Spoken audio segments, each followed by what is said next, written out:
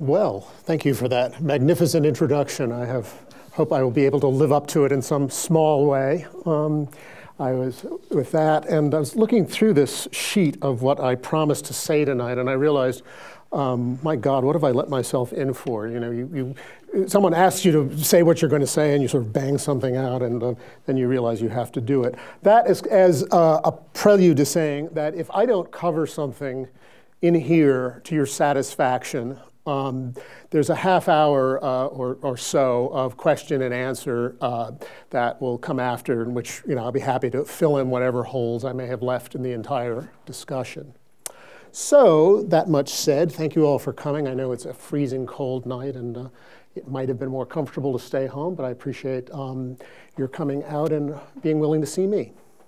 So, let us begin. The title of this is Our Gnostic Legacy, the Western Esoteric Tradition, and either of those kind of two sections could be a lecture or a series of lectures in its own right. So to some degree or another, one has to simplify and compress. But why don't we start by asking, what is the esoteric? The standard answer is that the esoteric, something is esoteric in any field, it's something that's very far out, right? It's like whether it's, linguistics of, Hittites, or, the neurochemistry of jellyfish or something like that. So those would be considered esoteric subjects, like very far out. That is actually the opposite of the original meaning of the word, because it comes from Greek roots meaning further in. And the first use of this term, esoterikos in Greek, is kind of interesting because it refers, I forget exactly which author it was, but someone was talking about the works of Aristotle. And he said that Aristotle had two sets of writings, one of which were his public writings, which were, for the reading public. Books were published in some sort of way in those days, which basically meant a lot of slaves had to copy a lot of copies, and they sold them somehow. It's even more cumbersome a process than publishing today. So Aristotle had these exoteric works for public consumption, and then there were the esoteric works, as this author described them, which were really only for students of Aristotle's institute, which was called the Lyceum. It was a philosophical school that taught Aristotle's ideas for centuries after his lifetime. Interestingly, in case you're interested in this, practically everything we have of Aristotle is his esoteric writings. Practically nothing of his exoteric writings have survived. I think one or two things fall into that category.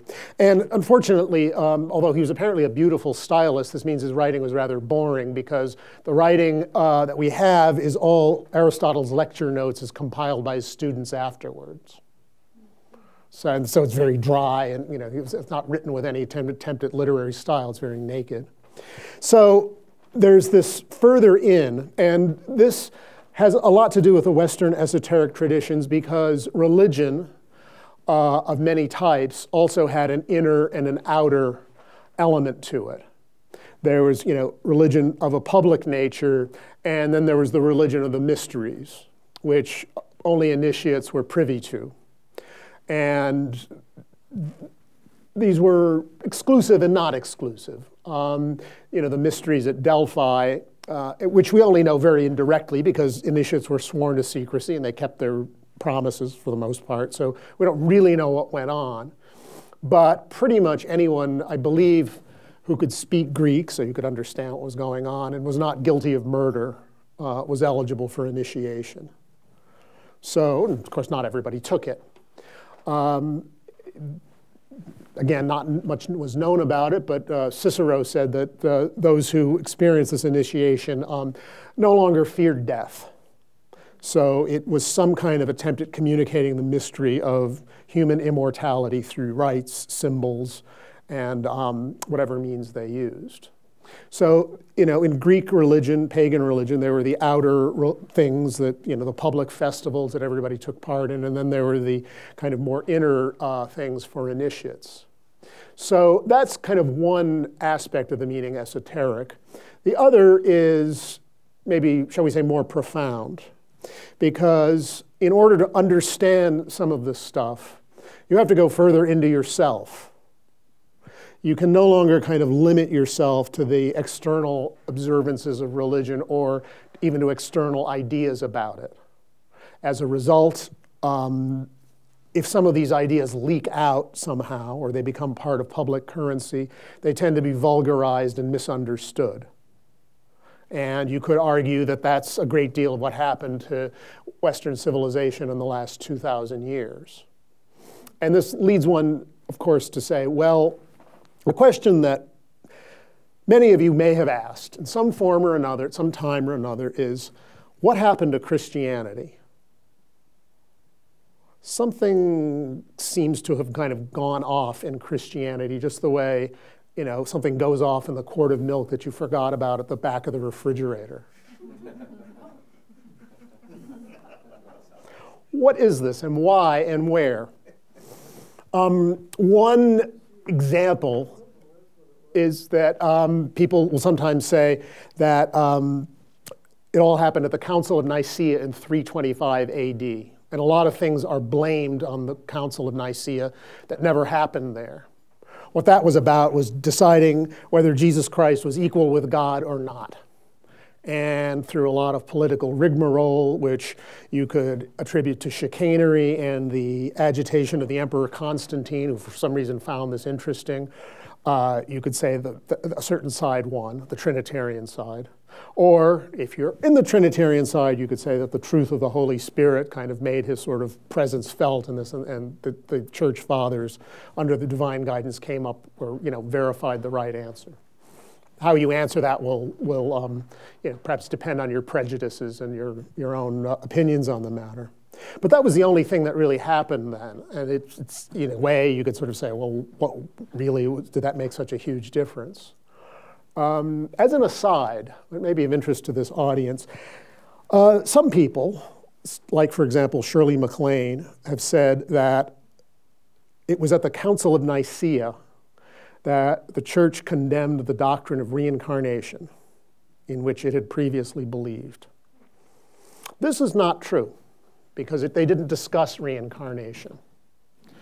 And other people then say there was another council a couple of hundred years later called the Council of Chalcedon, at which reincarnation was condemned. Well, it wasn't condemned at this either. Strangely enough, in some kind of bizarre way, the Catholic and Orthodox churches, which have condemned a lot of things over the course of the last 1,600 years, have never condemned the doctrine of reincarnation. And that's a little strange. There was one esoteric writer named Valentin Tomberg who wrote a very profound book called Meditations on the Tarot, which you may know as an anonymous book because he wanted it published anonymously, said that the church always knew that there was such a thing as reincarnation, but for reasons of public consumption didn't want to emphasize it. Why? Well, if you take reincarnation kind of at face value, it can lead you to, well, I'll just deal with all this stuff my next lifetime. You know, there are traps in it. The idea that, you know, you might, if you don't kind of shape up in this lifetime, you're going to fry in hell for eternity, is presumably at least some sort of motivation to at least try to shape up. Or, if nothing else, feel bad about the fact that you're not shaping up, which is more often what it comes down to. But you can kind of see, even in this issue, that there are kind of esoteric currents in Christianity and exoteric currents in Christianity, and the role of the inner and outer sides of this religion, which, like it or not, has shaped our civilization. We all are, you know, we may all, you know, hate the church and the churches. We may all feel no resonance with it, but a lot of our collective psyche and mentality has been shaped by it. That's just the way it is. Even if you weren't raised Christian. So where did this all come from? And how did this all happen? Well, let's look at it in a certain sense. Sharon mentioned that I had recently edited this book by Annie Besant called Esoteric Christianity, which she published over 100 years ago. and in this book, and in many other writings of the esoteric Christian tradition, the story of Jesus is approached in a somewhat different way. It no longer is entirely 100% about, this wonderful man who may have lived 2,000 years ago. There are people who say Jesus didn't live at all, which to my point of view is a bit extreme, but there are people who argue that. It's not so much the story about a man who lived 2,000 years ago in a particular time and place, but there's something universal about it, and there's something that speaks to oneself and kind of the fate of humanity, or the fate of the individual. What does this mean? Well, a very, very special child is born. A child with remarkable promise, with even a divine nature. Almost from the very beginning, this child seems to acquire enemies, people who want to destroy him and kill him. But partly under supernatural protection, he survives and he enters the world, and he does a lot of wonderful things, and he still has enemies who try to destroy him, but he somehow prevails over them. By the way, notice that everything I said just now could have been equally applied to Harry Potter. And that's not an accident, I venture to offer. But anyway, at some point or another, this man kind of goes through, and he eventually is subjected to a rather cruel and humiliating death. But it really doesn't matter, because this man is immortal, and he just reappears again in a new and more glorious form. Right, so that's, as you all know, this is the story of Christ. But the esoteric teaching is that it's our story as well. We're born into this plane. Each of us has a divine nature. Each of us kind of comes and,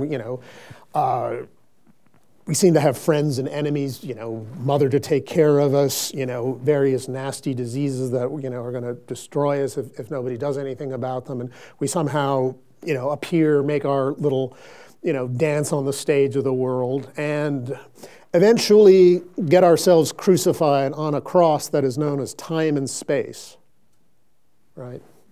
Time, the line of time and space, right here. So, but it doesn't matter, because there is something in us that's immortal, and the part that dies is going to die, and it's kind of too bad, but that's the way it goes. But that which is real and essential in oneself survives. That, in a sense, is the story of, shall we say, esoteric Christianity in a very, very brief nutshell. And as such, it's profoundly true. And you will notice that it's, I venture to submit to you, profoundly true, quite apart from whether the gospel story literally happened or not. Because if we start arguing about what the scholars would call the historical Jesus or the Christ of faith, there will be a number of different opinions, probably about as many as there are people in this room, if we start to open up for just really full discussion. It's unanswerable because there's not a lot of evidence outside the Gospels, right? If someone unearthed the Jerusalem Daily Bugle of 33 AD, reporting on this kind of stuff that was going on, we would have new information and we'd be able to say something. But the texts that we have now don't really apply very directly to Jesus, or they're all later, noticeably and discernibly later.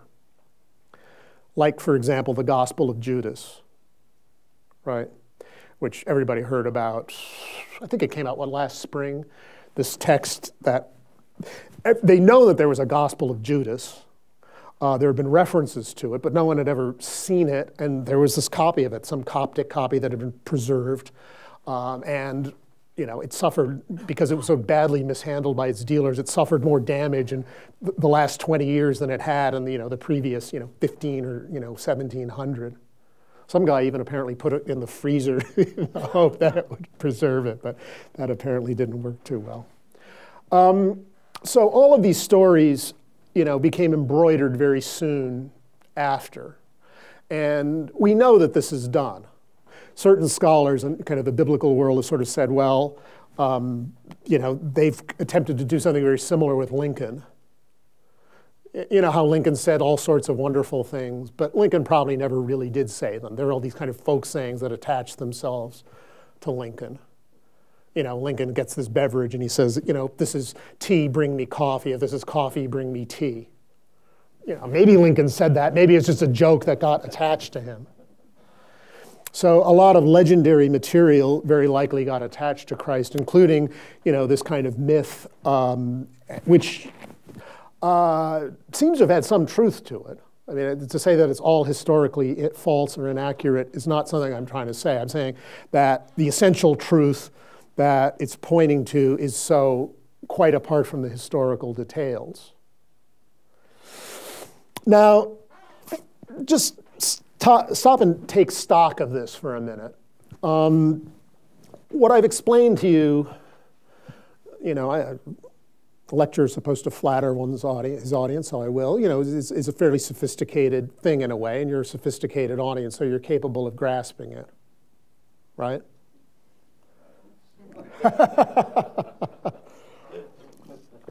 But what happens when you take this out into the street?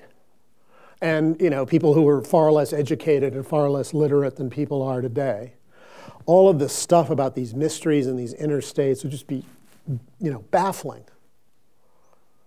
And frankly, most people are not interested, right?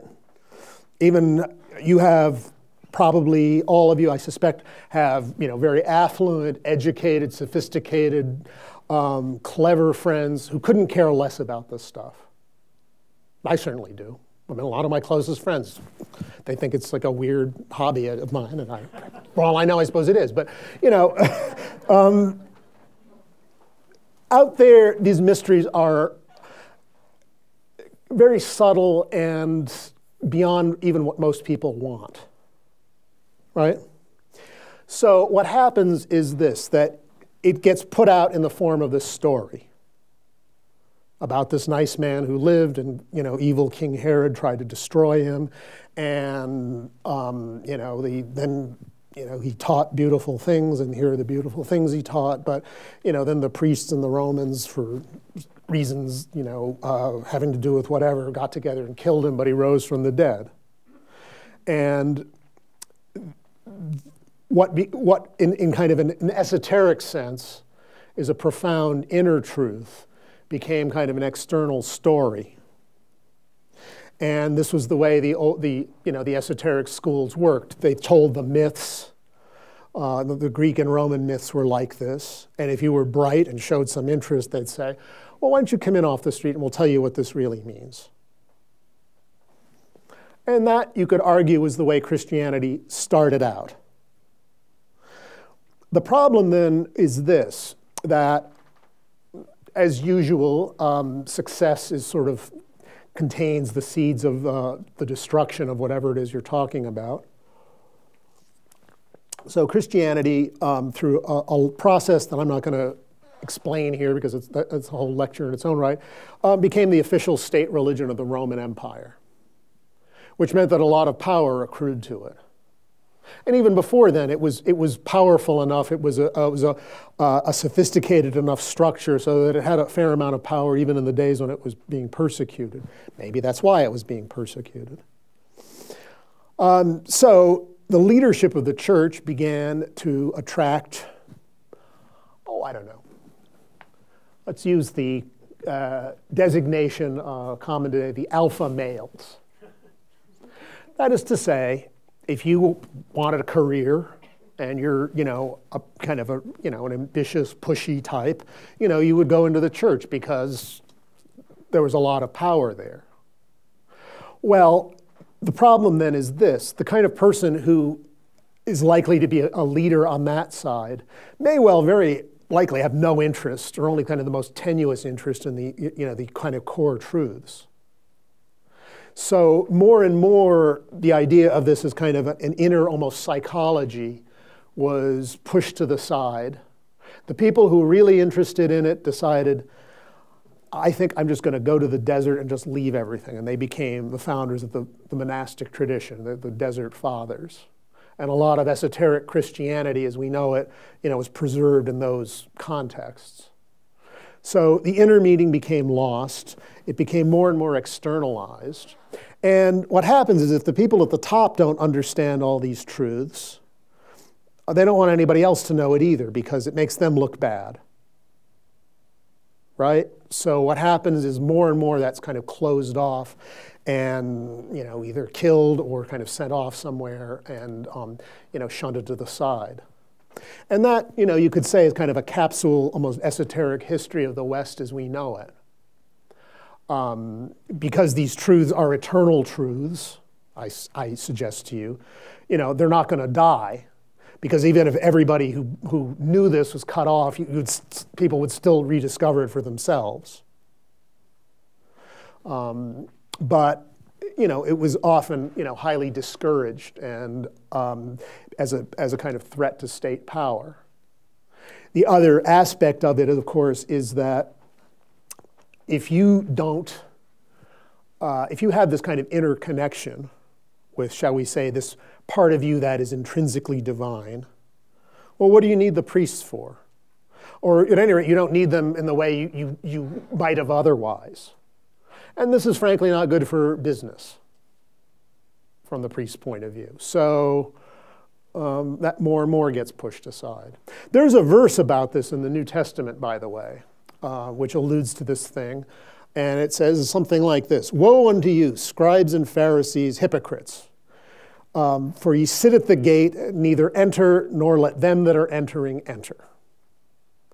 And the conventional scholarly view today would be that Jesus was just was attacking the political priestcraft of his day, and that was certainly true. But that kind of political priestcraft is, shall we say, endemic to human society, at least as we know it. And so it becomes a real problem. And someone said that, who was it that said? Before the Reformation, the church was run by the scribes, and after the Reformation, it was run by the Pharisees. So it's not just these sects of Jesus' day or the Jerusalem priesthood of 30 A.D. So that's kind of one aspect of Western esotericism, and that explains a couple of things, which I think are key points. One is, I hope at any rate, it gives some idea of what the esoteric part of it means. It also gives a sense of the Western side of it, in which the esoteric tradition has had to go. It's had a fairly inhospitable climate in which to live, because this Roman Empire fell apart for various reasons we don't need to go into. Civilization, as people knew it, just went. I mean, in the Dark Ages, like even the most literate, people could barely write a grammatical sentence. The fact that anything was preserved was, was almost a miracle. Later on, the church. Here's a thought I will throw out for you, which I find it fascinating, that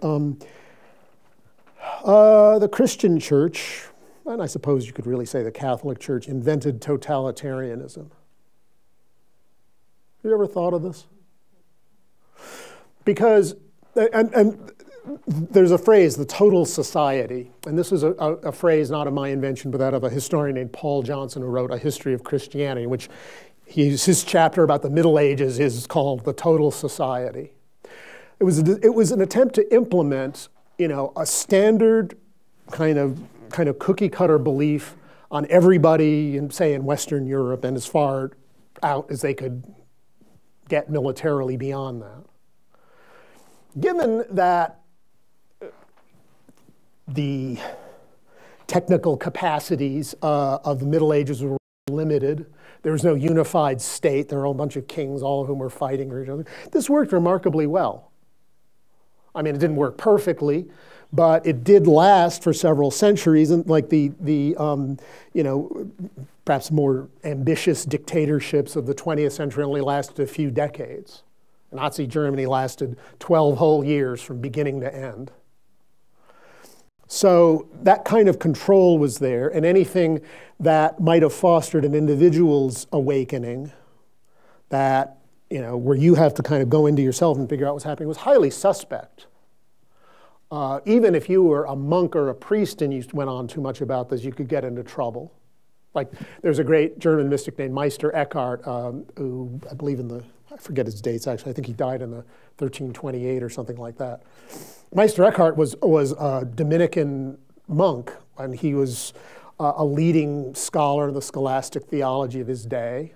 But he started to get on too much about this, mystical stuff, and he was very fortunate to die when he did, because it was just around the time that he was condemned by the church.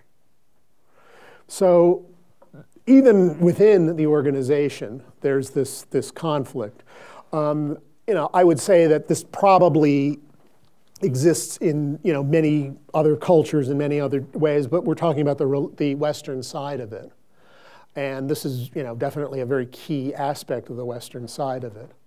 Now, going back to the other half of this title of this, our Gnostic legacy, it's sort of incumbent on me to explain what Gnosticism, gnosis, is. Gnosticism is very trendy now. It's very hot.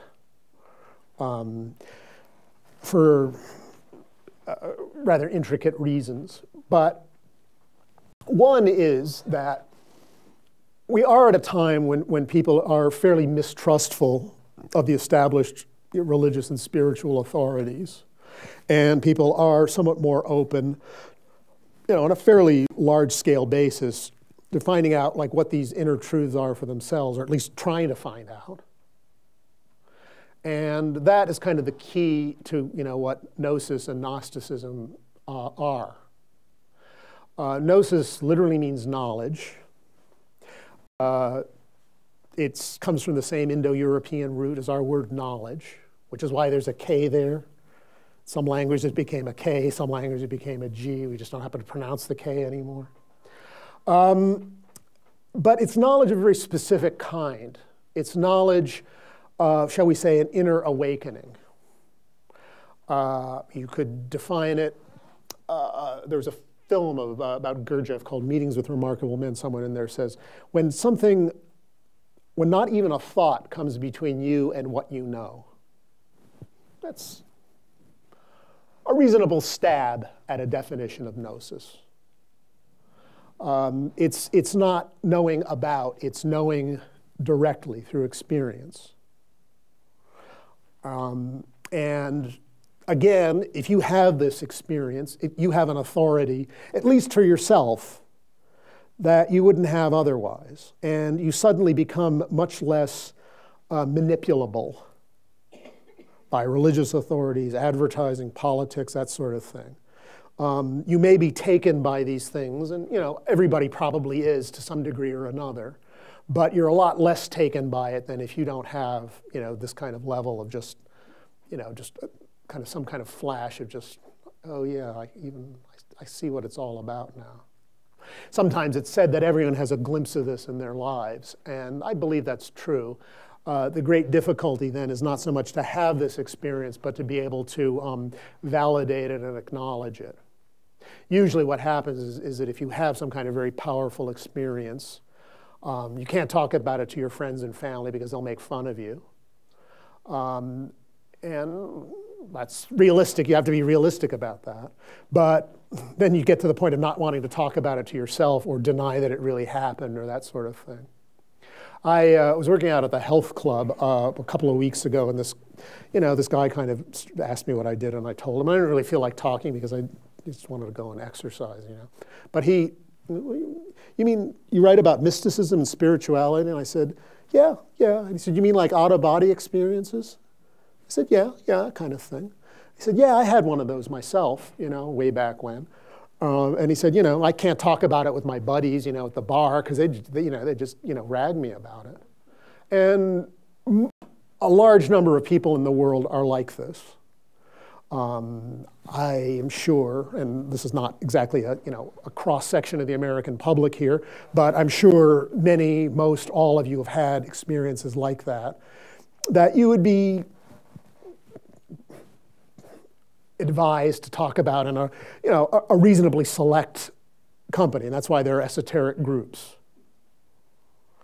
And that's just now. I mean, you're not going to get into trouble for this.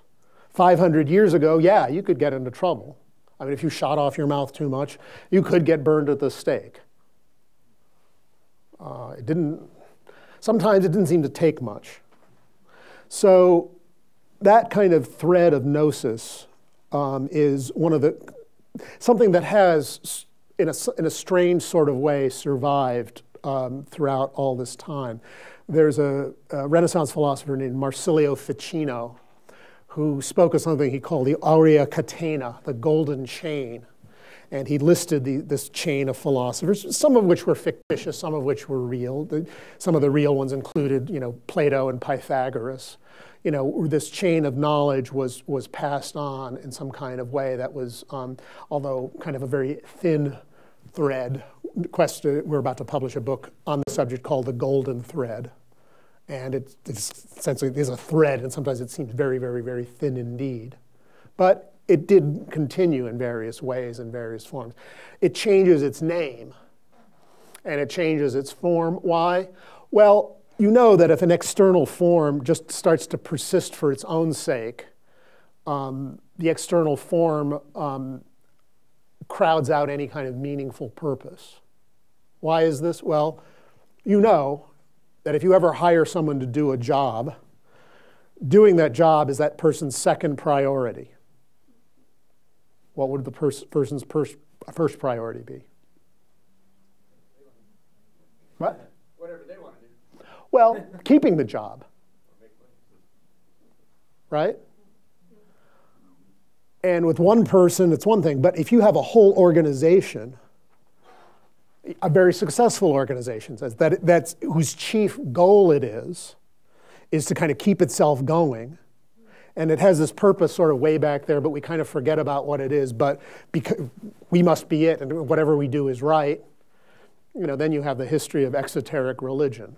And again, it's why there seems to be something, that kind of smells bad. I pick on Christianity only because it's, as I say, it's so key to us, and a lot of the problems our civilization has today, are, perhaps failures of this particular tradition to deal with some of the issues that it really ought to have. And one of these is gnosis, experience. Going back to the kind of paranormal experience, people see angels. What do they see when they see angels? I don't know, but they're seeing something. Some of you may know and may tell me. I've personally never seen an angel. About 10 years ago, I was going out with a psychiatrist, and we were breaking up, and things got kind of, unpleasant. And she came back and said one day, I saw an angel while I was driving over the Golden Gate Bridge, Oakland Bay Bridge. And so it was kind of weird, The psychiatrist is seeing angels, and the mystic is saying, I think some issues are coming up.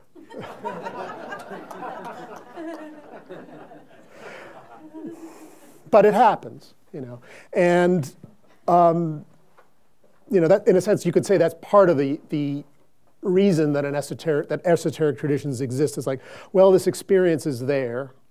You need to talk about it, to share it with people who are at least somewhat knowledgeable or somewhat sympathetic, and you can kind of build on it from there. This is a very elite group because it's a self-selecting group. Is anybody, it's like here tonight. Is anybody being locked out of the door? No. It's just who's interested in coming. And again, that's part of the flavor of esotericism. Western esotericism is, I guess I would say, more individualistic.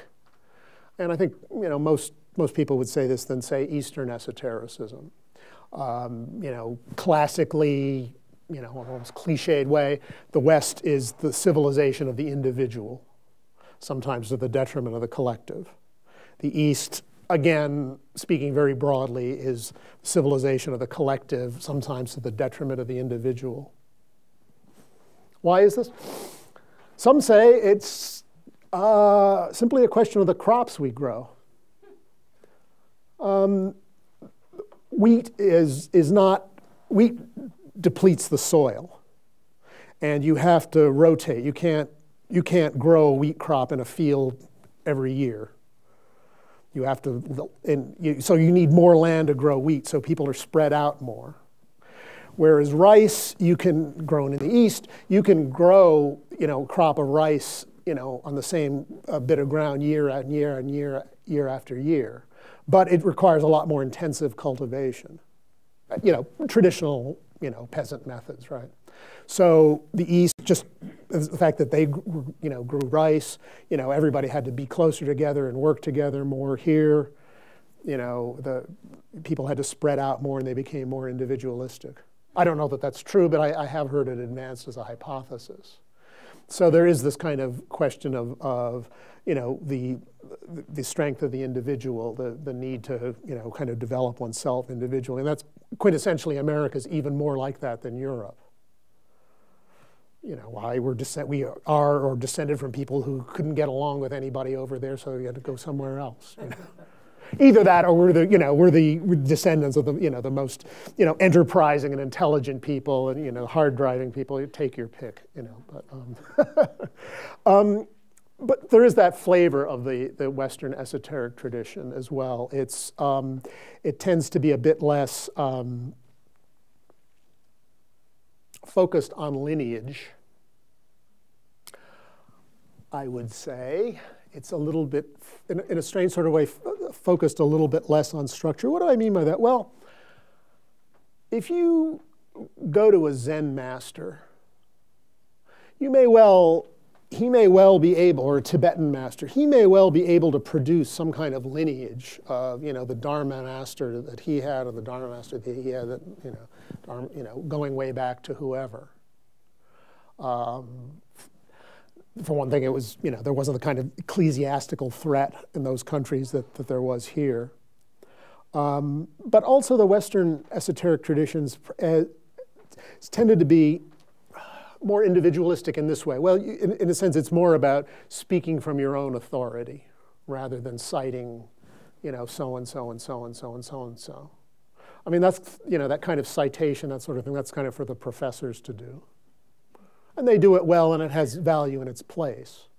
But if that's all you're about, if all you know is what, you footnoted to somebody else, no matter what source it is, then it becomes a bit, it starts to become a bit faint.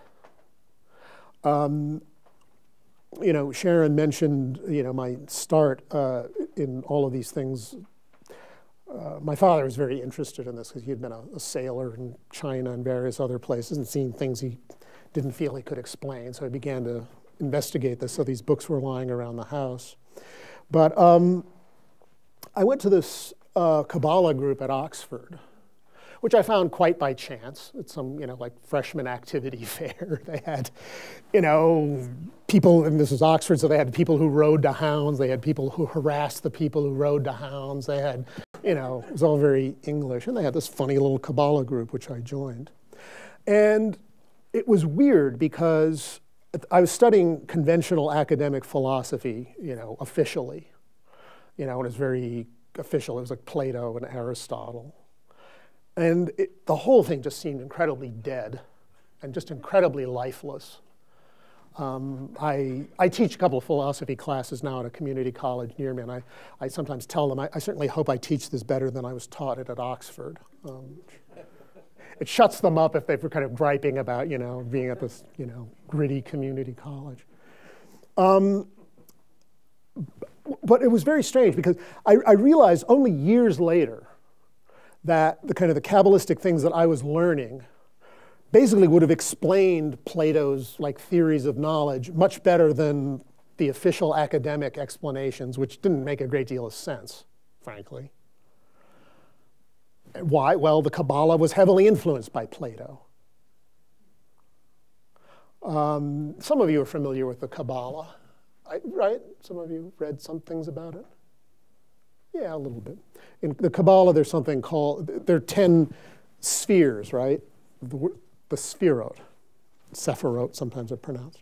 And each one is kind of a principle. Well, one is called Hod. And literally this means, usually translated as glory. But it also means appearance. And what this is appearance. This is cognition at a fairly low level. Pattern recognition. And the Greek word that Plato uses, doxa, is almost an exact literal translation of it. Knowledge, at a higher sense, kind of Plato saw as a very, almost a higher state of consciousness. That is to say, in order to understand eternal things, you had to be kind of at a higher level of mind to be able to understand it. And this is an idea that if you understand it, a lot of Western philosophy makes sense. And if you don't understand it, a lot of Western philosophy will make no sense whatsoever. Because the word intellectus, intellect, is that higher state of cognition. But because it doesn't mean that anymore, if you read, some medieval philosopher and he's talking about intellectus and you're thinking about, the part of your mind that works like your calculator, it's not going to make any sense. Hod, what I've called Hod is the part of your mind that works like a calculator. So in a sense, this was, Plato's ideas survived in the Kabbalah and, at, kind of official philosophy departments, it's, they certainly understood, things about it, but there was just always seemed some very key elements missing. So, this is in a sense, and you start to see things also, how these things kind of interpenetrate each other. None of these traditions, Kabbalah, Gnosticism, Freemasonry, none of these things kind of ever existed as kind of an original pure thing. That's the fiction. The truth is that all of these people, were talking to one another. They were, the Sufi mystic would be talking to the Kabbalist, would be talking to the Christian. Would they tell anybody about it? No. Well, it wasn't too safe to do so. But it was done, and you can see how the influences kind of penetrated themselves. Gnosticism, which I mentioned earlier, was kind of an early form of Christianity that emphasized this kind of inner awakening. And it was, shall we say, more esoteric than the official forms that eventually crowded it out. Now, if you go and read the works of Gershom Scholem, who's like the leading modern scholar of the Kabbalah in the 20th century, said, well, Kabbalah is really the influence of Gnosticism on Judaism. So, but Kabbalah, the Gnostics were influenced by Jewish philosophy in turn. So it's this, the idea of it, a chain is not a bad one. There are a lot of links that wind in and out. And that's, in a sense, kind of what the Western esoteric traditions are about. Theosophy arose in the late 19th century. Again, the esoteric traditions always, one reason they don't keep a standard form is that they have to speak to the needs of their time. And the needs, when the Theosophical Society was founded, and the needs still exists now, is how do you somehow make science and religion at least vaguely jibe with each other? Because even by 1875, it was quite clear that the book of Genesis, in a literal sense, didn't really fit with, geological, biological history. So which is right? And you still have people arguing about this.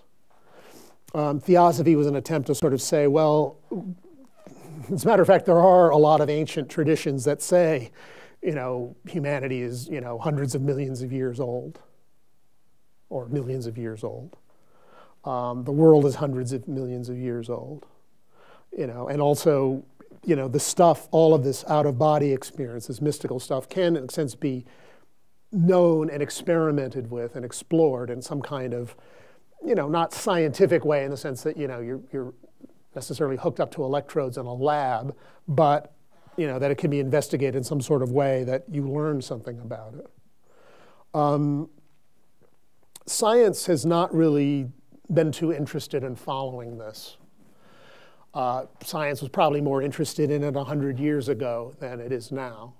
Because at the time, leading academic scientists and psychologists were interested in the paranormal. Like William James was a famous example. Today, everything has gotten very, very brain-based. And the idea is, well, it's all just brain states. Well, I don't know. Does that satisfy you or not? It doesn't particularly satisfy me, because even to know it's a brain state is not really telling you very much. It may be telling you how the operations of the brain work, but that only goes so far. It's like the God, what is it, the God part of the brain? Has anyone read any of that stuff that's out? There's some part of the brain that, if stimulated, will lead to religious experience. Well, if you're a skeptical, scientistic type, you'll say, well, what people experience as God is nothing other than the stimulation of, blah, blah, blah, cortical center, and the whatever, the part of the brain. Well, if you accept that, you accept that. But just the fact that there's some kind of brain state that's equated with mystical experience doesn't mean that mystical experience is not valid, right? In fact, it would lead one to think that it is. Why? Well, your brain and your eyes all have these sophisticated receptors for light. And your perception of light is just another brain state. But I don't see anybody arguing that for that reason light in the physical sense doesn't exist. One of the, talking something about what the esoteric traditions need to do, and I think, it's a large task, is to keep science more intellectually honest than it has been. Everything seems to be caught between kind of a very rigid sense of a theistic worldview of, intelligent design, which probably does not do a very good job of explaining the world at least on its own terms. There may be an intelligence, and probably is an intelligence that's working with it, but in the sense of kind of a clockmaker God, as they used to call it, this is starting to look a little bit untenuous, untenable. But on the other hand, this kind of rigid, mechanistic science where it's all just the brain state, all is just this the blind forces. It's in a sense, as much an article of faith as the religious point of view. And it's very, very interesting, because sometimes at Quest and Theosophical Society we talk about, the kind of rise and kind of, fundamentalism, creationism, and that kind of thing, which, seemed quite prevalent, particularly like, say, 3 years ago. Now, what in a sense you're finding, at least so it looks to me, is kind of the kind of secularistic counterattack. That is, the idea was something like this. The 2004 elections proved just how strong, Christian evangelical fundamentalistic Christianity was, and all of the, hardcore science rationalistic types decided to take it in hand to deal with this. And so now you're seeing a lot of books kind of coming out, which are kind of very aggressive attacks on theism by, people like Daniel Dennett. And that's kind of where society is. The esoteric tradition, I would suggest, has some kind of role in saying, well, yeah, we're understanding that there's some problems with a crude theism, the sort that, the average Joe believed in 250 years ago. And there's also some problems with this scientism, science masquerading or sort of mocked up to look like a religion. And so where do we kind of draw the threads out and hold them together? And I think that's, that was a task for, esotericists, at the time of the founding of the Theosophical Society and now. Because, another aspect of esotericism, I suggest to you, is that this kind of, the inner work, the inner awakening is part of the process, but it's not necessarily the whole part of the process. unless, in a sense, you kind of bring it back into the world, you're not really, in fact, your own growth is just going to stop. You just become a spiritual narcissist, and there are many of those. You all know there are many of those. But if you kind of take it and you try to bring it out into the world and finding, shall we say, your particular task, which is not an easy thing to do, then you have, then you grow by, shall we say, by this, way of service. Perhaps at the beginning, a lot more of your effort is kind of an internal cultivation, like figuring out what's going on in the mess that is one's own psyche. Later on, it's like, well, I know the mess pretty well. I still got to go and do something, in the world anyway. And that also is kind of, the esoteric task is. So these are some of the, I think, key themes of Western esotericism and the Gnostic legacy. There are various other things I could explore a bit more, but I think what I will do is I will stop my monologue at the moment and open it up to questions either from you or for anyone who's got something from the webland.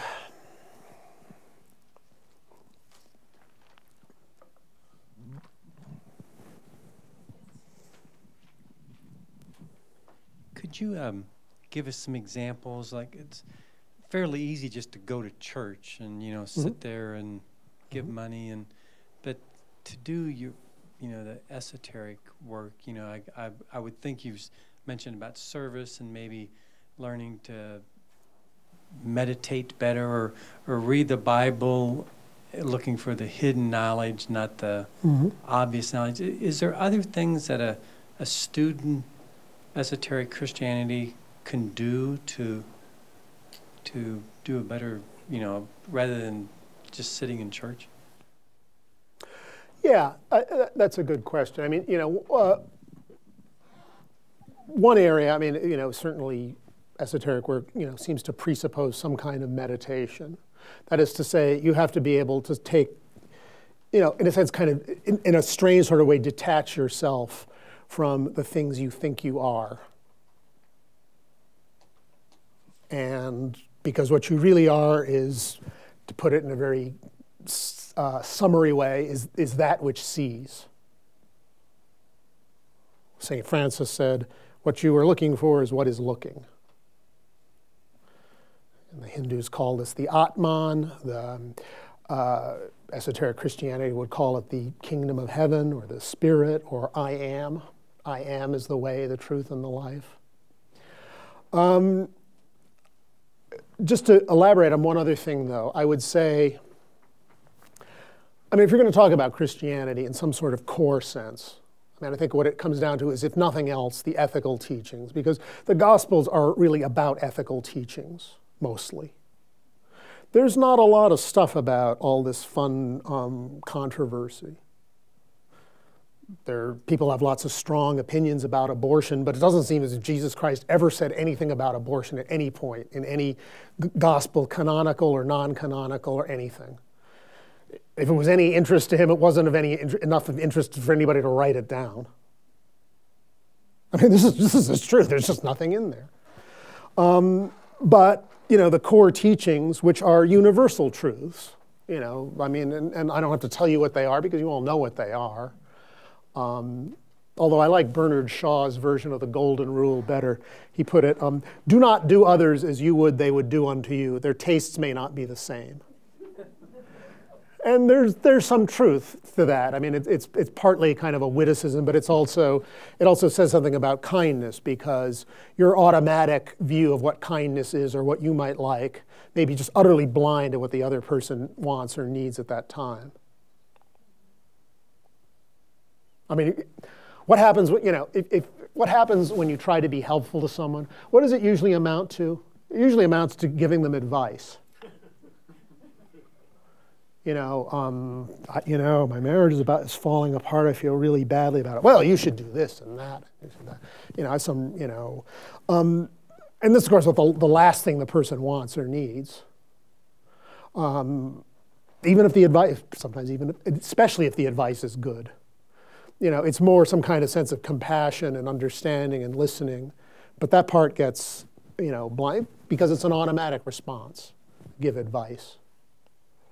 So I would say the ethical teachings, but, you know, really exploring them and, you know, seeing how they play out in some kind of realistic way, not just as, you know, blanket rules to just be applied in a cookie cutter way. Any other? Anybody else?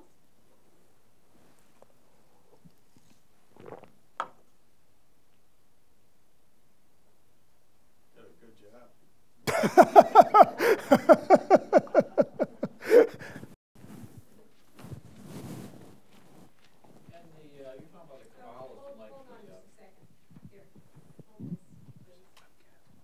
You're talking about the Kabbalists and the, do they look at those as being like 10 different dimensions of what experiences? That's a really good question. The Sefirot, it's pronounced, it's written in Hebrew, so it's transliterated different ways, and, you know, in English speaking, it's pronounced in different ways. There are these 10 Sefirot, which, shall we say, are principles on which the world is created. But the fact that you bring them up as dimensions is actually very interesting, because the oldest Kabbalistic text is something called the Sefer Yetzirah, which means the Book of Formation. And it talks of these 10 Sefirot, and it says this: the boundless east, the boundless west, the boundless north, the boundless south, the boundless up, the boundless down, the boundless beginning, the boundless end, the boundless good, and the boundless evil. That's 10, right? If you look at this in terms of dimensions, it becomes very interesting, because, you know, the up, down, back, forth stuff is, you know, easily enough the 3 dimensions of space, okay? The beginning and end is the 1 dimension of time. We perceive time in a 1-dimensional way. It can only go in one direction in a line, right? And then you have this boundless good and boundless evil. So it's almost as if it's saying that there are 5 dimensions in the world as it's the coordinates of the world is set up. 3 of space, 1 of time, and this other, which is kind of a moral dimension. So good and evil, in a sense, are the part of the coordinates on which reality as we know it is constructed. So that comment about dimensions and dimensionality is very interesting, I think very profound.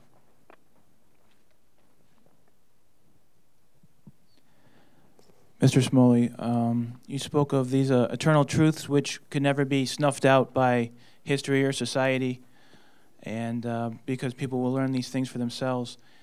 Could you conjecture where maybe these manifestations in society are of these eternal truths or spirit? You mean spontaneously?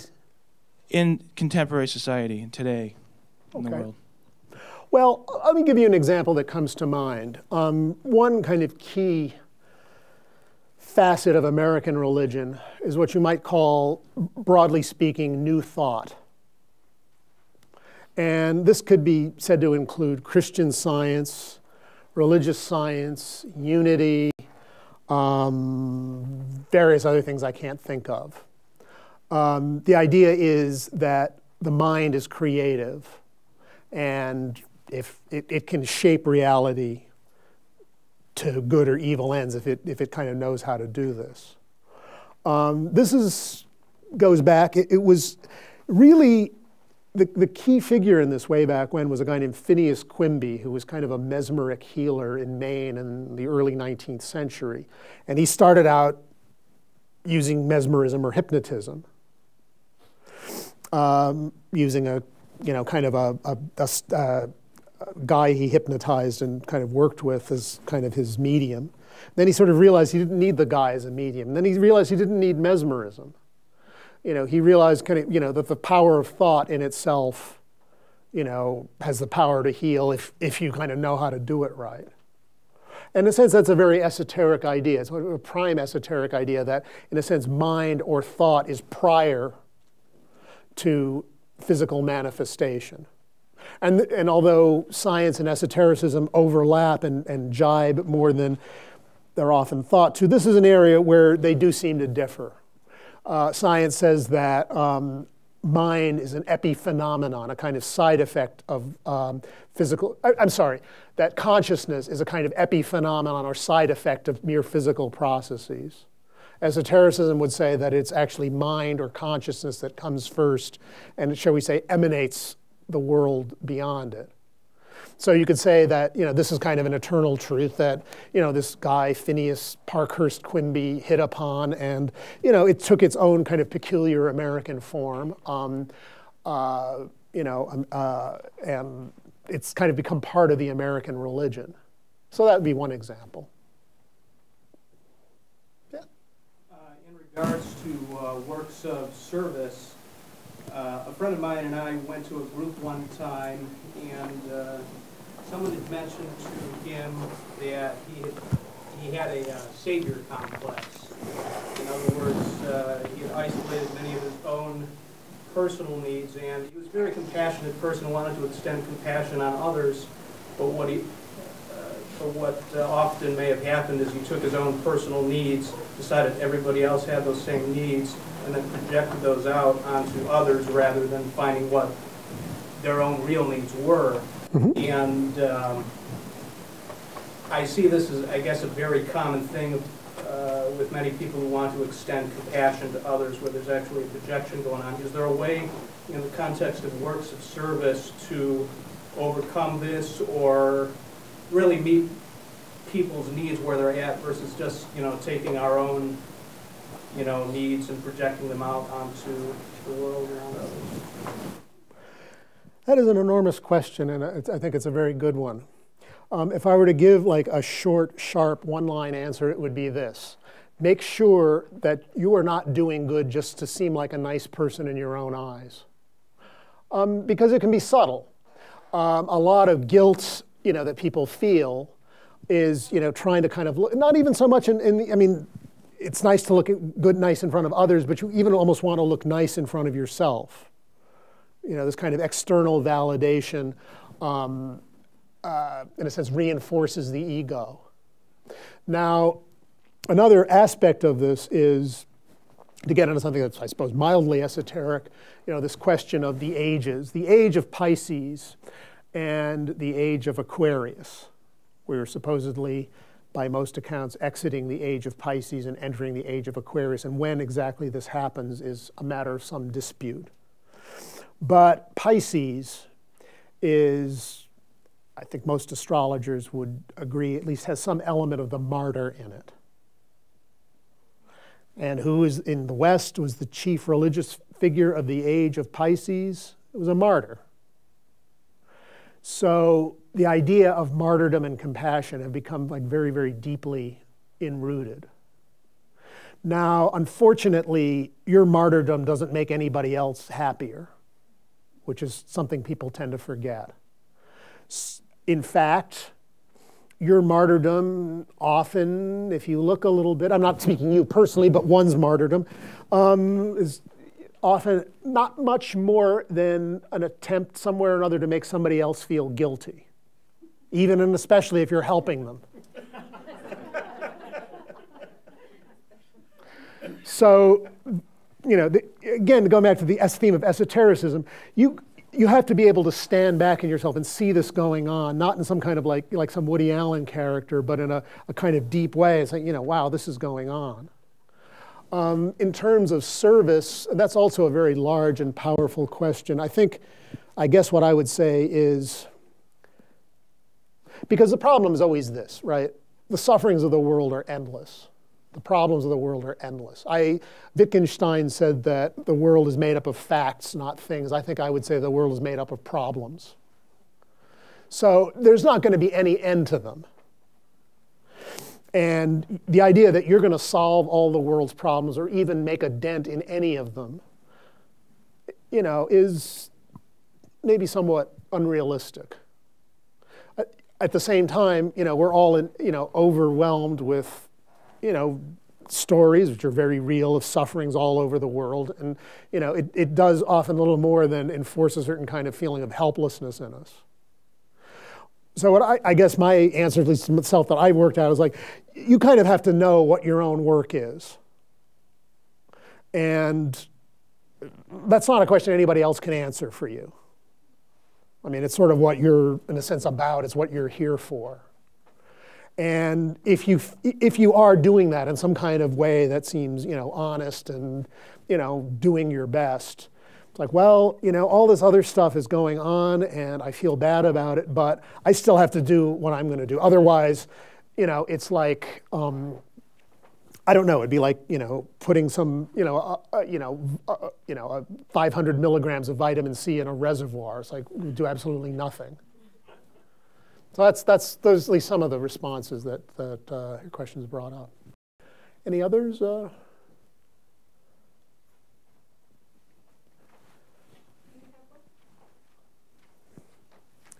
We have some questions from our webcast viewers. I have two questions from webcast viewers. I don't have the names, but the first question is, shall I give them to you both at the same time? Why don't you give me one at a time? One at a time. The first is, how does Freemasonry fit into the esoteric tradition? That's good. And it was definitely one of the things I said I would discuss. Freemasonry, as far as we know, and there are huge numbers of theories about it, but I'll give you the most plausible theories, grew out of the craft guilds of Masonry of medieval times. And there was a certain reason that sacred knowledge was kind of kept in these guilds, because at the time, much of the architecture was sacred architecture. And a lot of the effect and power of sacred architecture is ratio and proportion. You can be a total atheist and walk into certain cathedrals, particularly in Europe, and feel a sense of awe. There's nothing to do with anything you believe or not. So this is knowledge, and this was a form of esoteric knowledge. And this was kept in the craft guilds. All the guilds had certain versions of this knowledge. In France, they're called a compagnonnage, and many of them still do. One rather interesting, actually, one of these guilds actually called the Carbonari, the charcoal burners, who actually had a role with Garibaldi and the Freemasons in the unification of Italy, because sometimes these things have political dimensions. But as the craft guild system kind of broke down, various gentlemen began to become attracted to Masonry for some of these ideas that were implicit in it. And they began to join these lodges, and this started kind of in Scotland and England in the late 16th and early 17th centuries. And these lodges started to become a nucleus where people who were interested in knowledge could come and talk freely. Now, one of the first records of one of the first Masonic lodge meetings in England, I think, was in 1646, when a man named Elias Ashmole reported on it. And he said a very interesting thing there. He was there, this cousin of his was there, which was interesting because he and his cousin were fighting on the opposite sides of the English Civil War that was raging. There was another guy there who was a Catholic. At that time, Catholics could still become Masons. That wasn't forbidden until later. And at a time when the English Civil War, which is partly a religious war, was waging, these people could get together and meet under the lodge in kind of peace and fellowship. And this itself was kind of a powerful esoteric idea at a time when Europe, had just been torn apart by religious warfare. So that was one element of it. The esoteric ideas were embedded in it. Going back to the idea of the death and resurrection that I was telling you about, in regard to Christianity. Well, I'm not a Mason, so I can say this. I mean, this is all available somewhere or another. The third degree, the Master Mason degree, is about the symbolic death and burial of Hiram Abiff. It was like this Master Mason who, according to legend, built the temple. but you can kind of see that this also is in a way kind of a death and resurrection myth, and the initiate has this enacted. So these ideas were kind of esoterically brought into the mainstream. It became very fashionable, particularly in the 18th century. And Freemasonry became kind of a magnet where religious tolerance and, shall we say, Republican, small r Republican government were kind of fostered. And so the Masons did have key roles in the American and French revolutions and the unification of Italy. Garibaldi, who unified Italy, was also head of the Grand Lodge of Italy. I'm told by a Russian friend of mine that all the members of the provisional government, that is the government that had Russia for about 6 months after the Tsar abdicated, which was an attempt at a Republican government, were Masons. I have no reason to doubt that. So here's another way where an esoteric thing attempts to, it does have a role to play. So, these things come and go. Does Masonry seem very vital now? Well, I don't know. A friend of mine who's very active in it tells me that the average age of the California Freemason is 80. So, but the work needs to be done, and it will take different forms. It's done. It may be Masonry, it may be something else.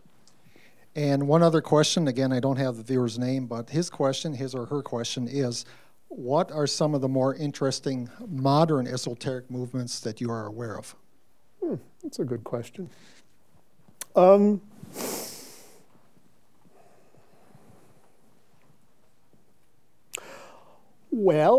what do I like? I've certainly found Gurdjieff's teaching very interesting. And Gurdjieff was a mystic, part Greek, part Armenian, whose central idea was this, that the state of consciousness that we go around in everyday life is basically little more than kind of this low-grade hypnotic stupor.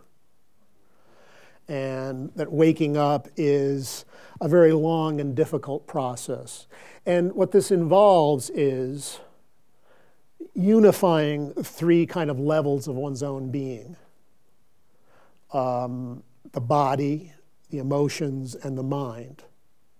Because if you think about it, the times in your life when your body and your emotions and your mind are all concentrated on the same thing are very, very few. Most of the time, you might be interested, but your body wants to be somewhere else. Your mind is interested, but your emotions are feeling sad. There's a lot of disunity. So that's one that I found interesting. I think the coming of Tibetan Buddhism and Buddhism in general to America is also a very interesting phenomenon. It's not, it's kind of not what the evening is about, but I think the idea that through meditative experience and instruction and fairly sophisticated meditative experience, you can actually have access to gnosis is definitely a very powerful one.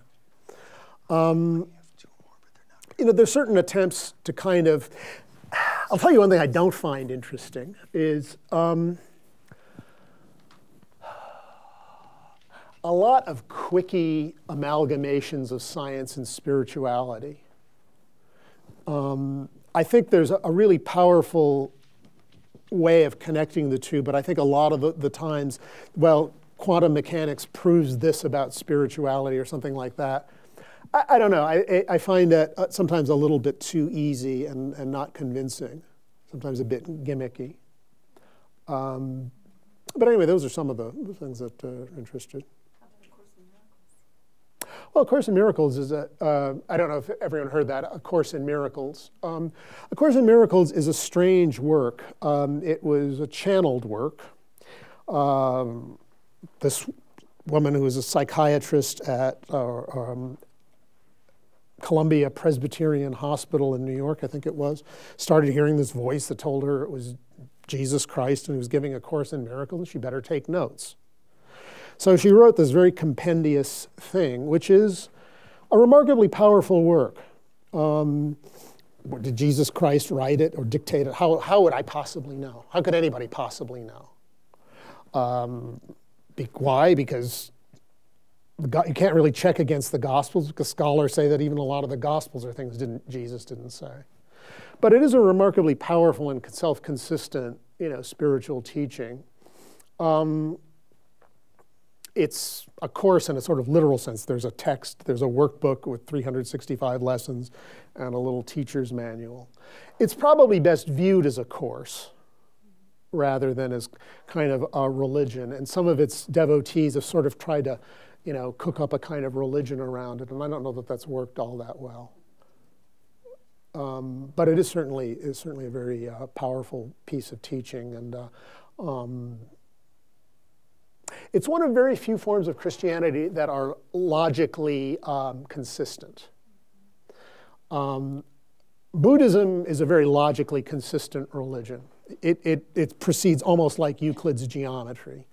You start with subject-object duality. Well, if there's a you and there's an object, you have three possible ways of responding to it. You can like it, you can not like it, or you can just blank out on it. And these are the three poisons of Buddhism. And that, and then you go on to the whole chain there.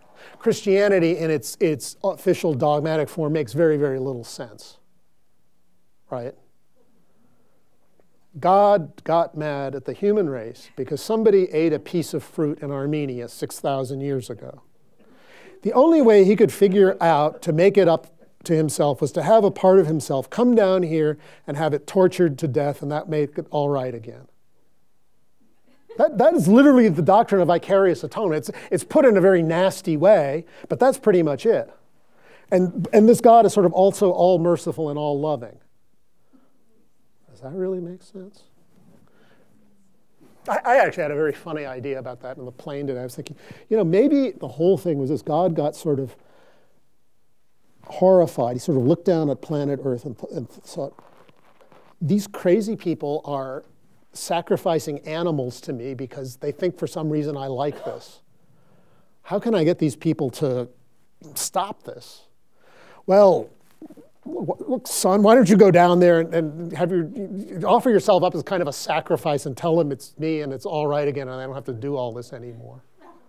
It's plausible as anything. And they were, there was like descriptions of the Second Temple in Jerusalem, have descriptions of like the elaborate plumbing systems they had just to drain off the blood. It's a pretty serious thing. So yeah, it's, Course in Miracles though is logical in the sense that it's like, well, say the Son of God, which is everybody, the cosmic human, had a thought of separation, and this thought sort of just caused everything to kind of splinter into a million pieces, which is the somewhat unsatisfactory life and world as we know it. Very representative, similar to Kabbalistic doctrines of the Shuvarat HaKalim, with the shattering of the vessels, that all the sparks of light went in all the directions. And the pious Jew, the pious Kabbalist is supposed to somehow liberate these sparks of light by performing the commandments in a conscious way. Of Course in Miracles says the way to do this is through forgiveness, But at least it is, if you grant its principle, and the text is difficult to get through, and if you start there, it's impenetrable. But if you do actually get through it, it's quite a powerful piece of work. Any others?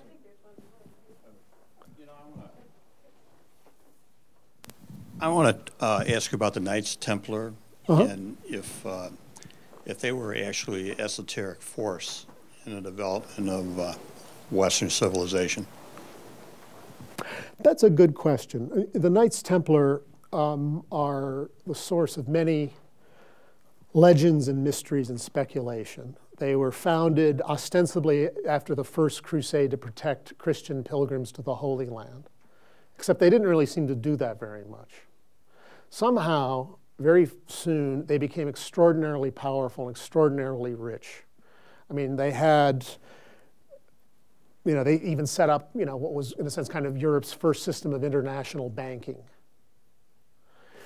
And the idea, eventually, the Templars were so rich that the King of France got rather greedy and sort of kind of bullied the Pope of the time into suppressing them. So the King of France, Philip the Fair, I think it was, could take all their lands. And the Templars at that time were accused of like very strange things.